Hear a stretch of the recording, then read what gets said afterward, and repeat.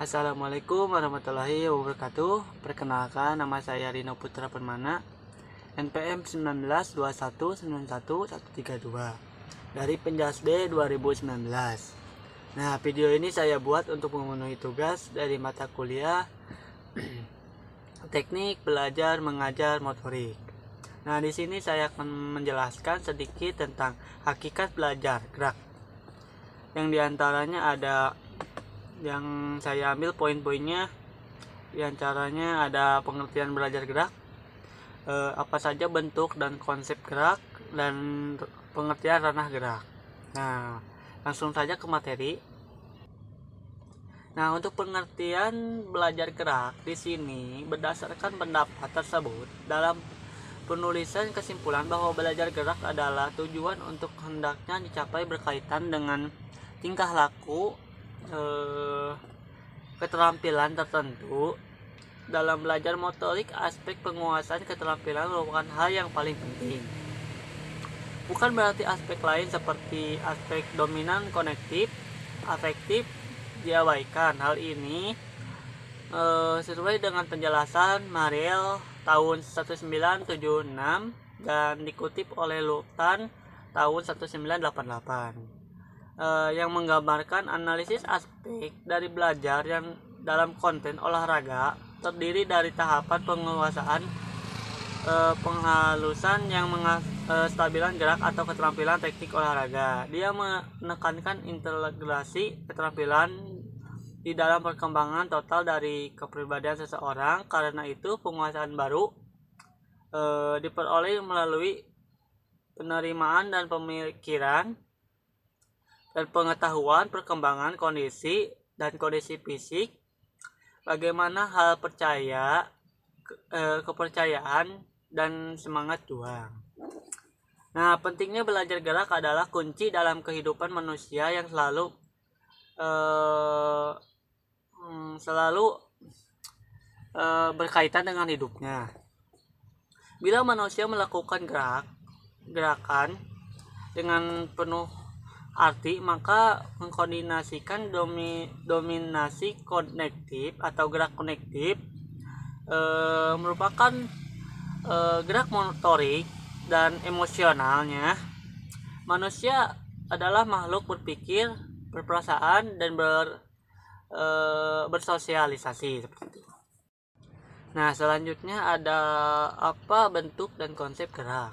Nah, di sini bentuk dan konsep gerak adalah suatu proses yang dilibatkan dalam melakukan gerak, menyaring atau seleksi suatu keterampilan gerak motorik tentang apa saja yang menjadi hambatan gerak tersebut. Studi yang berkaitan belajar gerak yakni psikomotor, kontrol atau mengendalikan sistem saraf, fisik, aspek tingkah laku, tentang pengembangan manusia atau tentang pergerakan manusia.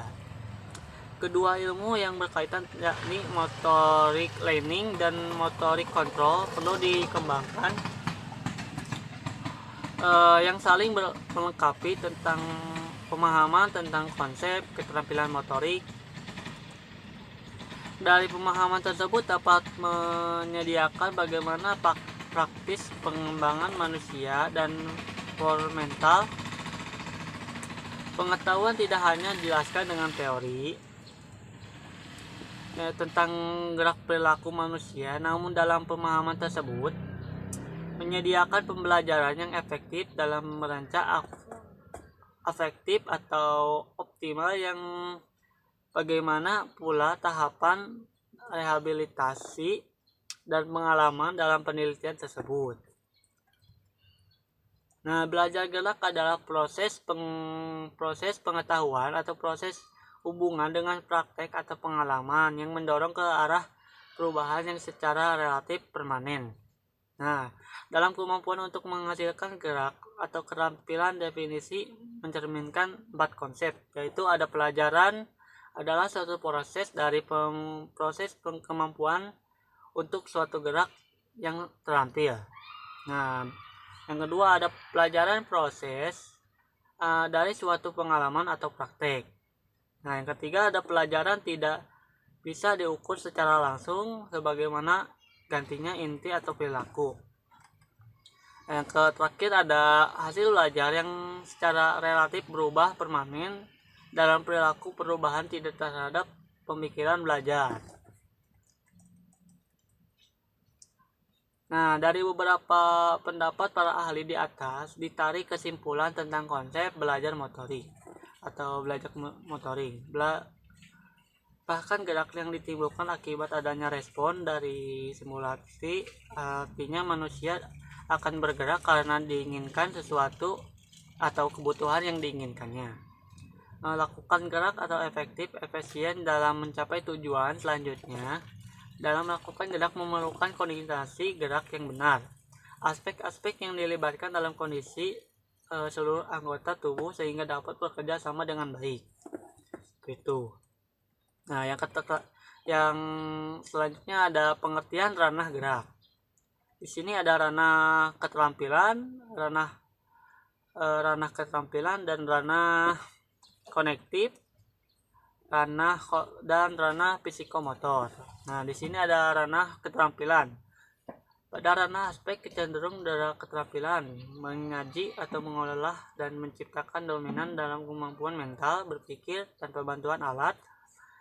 Dalam ranah aspek keterampilan ini mencakup aktivitas menulis, membaca, menghitung, menggambar misalnya grafik, atau membangun atau membuat barang, menganalisis dan menerangkan gitu. Untuk ranah konektif cenderung pada kemampuan fisik yang menggunakan alat. Coba membuat modifikasi dari menciptakan dengan bantuan alat keterampilan. Ranah konektif ini identik dengan ranah psikomotor. Nah, untuk penjelasan psikomotor adalah berisi perilaku yang menekankan aspek keterampilan motorik dari gerak tangan maupun gerak kaki yang saling berkaitan. Ranah psikomotor erat berkaitan dengan kerja otot yang menjadi penggerakan tubuh dalam bagaimana mulai gerak. Sederhananya seperti gerakan-gerakan dalam sholat, seperti gerakan kompleks, seperti berjalan, berlari, seperti itu. Yang terakhir ada ranah konektif, menjabat keterampilan ranah konektif atau disebut dengan simpon perincian dalam tingkat kematangan anak. Nah, sekian dari penyampaian dari saya, kurang lebihnya mohon maaf. Saya Rino Putra Permana dari kelas D, izin pamit. Wassalamualaikum warahmatullahi wabarakatuh.